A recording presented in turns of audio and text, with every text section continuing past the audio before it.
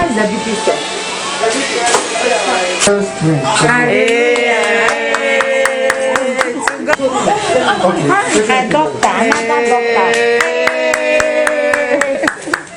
For 56-year-old Victoria Adogu, the desire to be called a mother was so strong that she refused to be referred to as being barren. It's the happiest day of her life as she's about to see her babies for the first time after undergoing cesarean section at the Lekma Hospital. What she's waited and prayed for has been accomplished.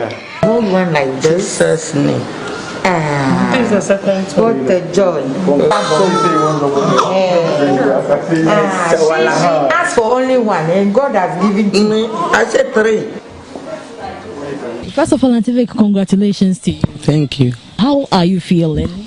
Oh, thanks for Jesus and those who are praying for me. Thanks for that. You are being called a mother now. Has it sunk in your mind yet? I'm not called a mother. 56 years. And I've tried and been praying. And God have done a miracle. And not just one, but twins. Oh, a lot. In the world, we have been praying. At the time, praying. I've been in the most things I couldn't. But God have done a big thing for me. I encourage those who didn't have. They should pray. A time will come, just a little time. And just one day, God will do it. When Victoria's husband passed on, she thought her journey to motherhood was over, but in vitro fertilization, IVF, gave her hope. This is a technique where a human egg is fertilized with a sperm in a laboratory and implanted into a woman's uterus. In some cases, infertile couples take help of a donor sperm or donor egg. With medical advancement, it's possible.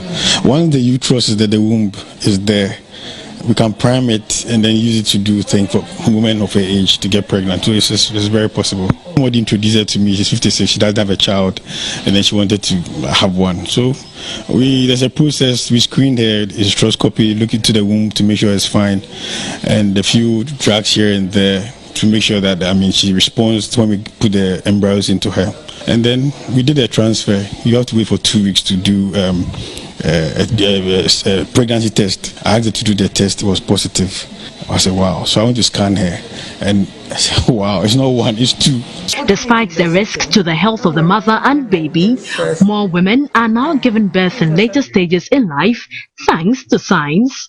In 2019, an Indian woman, Ramati Mangama, a 74-year-old, became the world's oldest first-time mom, delivering twin babies via IVF. It is not known if Victoria is Ghana's oldest first mom, since records are not readily available to verify. In Africa, motherhood is so important that immediately a couple gets married, the next question asked is, when are you having a baby? How were people treating you when you weren't having a baby? Hey, a lot. Those who speak are good. Those who abusing me. Healthcare workers at the Lekma Hospital gave their all to ensure her antenatal and delivery was a success. I saw the agent. I said, Madam, is the scan for you? She said yes. We practice focus antenatal. So I gave it to my midwife on my right here, Ruth Adashi. And she's the type, when we give her an appointment date, by 7 o'clock she's there. When I get there around 7:10, oh, she's already, Auntie Lizzie, even before the day, the scheduled day, she will call and still remind you that I'm coming tomorrow. Is it tomorrow? Yes. And she was compliant to everything that we do. And we give glory to God. We are here celebrating with her. It's a joy. We want to tell the whole public that, yes, Lekma, we can. Victoria wants the world to know that miracles still happen when you believe, and it is never too late to become a mother. So I pray for the others. A lot of people, they should have believed that God will do a miracle for them. And now that you have this miracle, would you go for another one again? Only God knows. Portia Gabo, TV3 News, Lekma Hospital, Teshi, Accra. Amen. In morning news tonight, today is World Radio Day, and the Ghana Journalists Association says it is deeply concerned about the many instances of radio programs and broadcasts which tend to foment violence. The media professional body is calling for the immediate passage of the broadcasting bill in Parliament. Let's go on Zoom and speak to George Sapon. He is the Executive Secretary of the National Media Commission. George, thank you so much for your time. The Ghana Journalists Association is asking your outfit and the NCA to sanction radio stations that violate professional and ethical principles. Is it a case of you being able to bark and not bite as it stands now? Is there little you can do in terms of sanctions? Well, I think that the framers of the Constitution, at the time that they put together the Constitution, believed very strongly in the integrity of the Ghanaian media and believed that given them the freedom that they had provided for, we would act responsibly. So is this a case of we liberalizing our environment but not putting in place the framework to protect media freedom? Well, we put in the framework to protect media freedom, but we didn't put in enough to secure responsibility.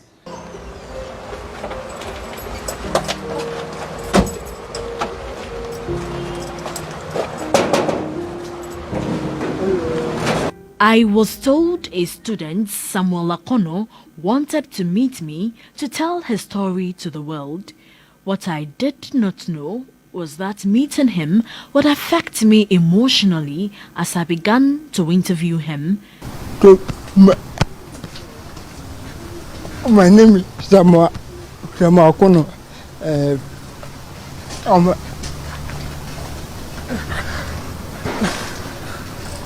I'm a student of UEW.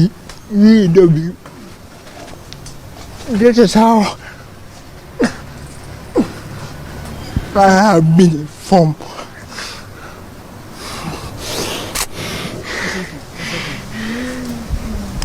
It's okay. Okay, it's okay. It's okay. Okay, it's okay.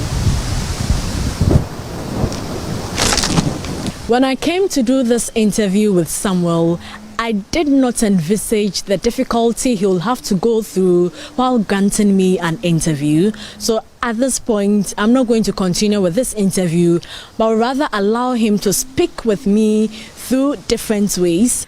For years, Samuel has had a rare disease and endures falling, having seizures and hitting his head on walls countless times while talking or attempting to talk. We had to continue our interview through text message.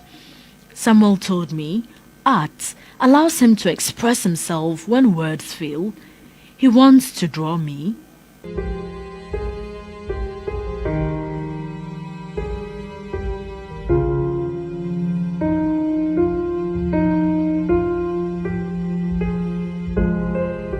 He tells me while some Ghanaians see him as an evil person, others run away from him.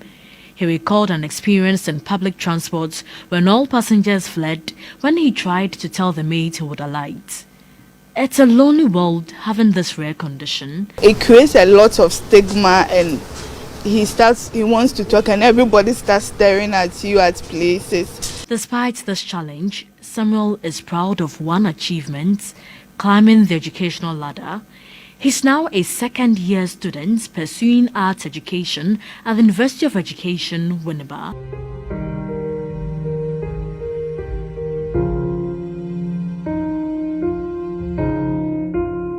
After hours put into drawing me, Samuel presents me with a portrait. I came to interview Samuel to share his story with the world. Instead, I had more than a story, a lifetime experience about a young man who spoke through art when words failed him. If you are able to talk without difficulty, do not take it for granted. Portia Gabo, TV3 News, Kaswa, Central Region.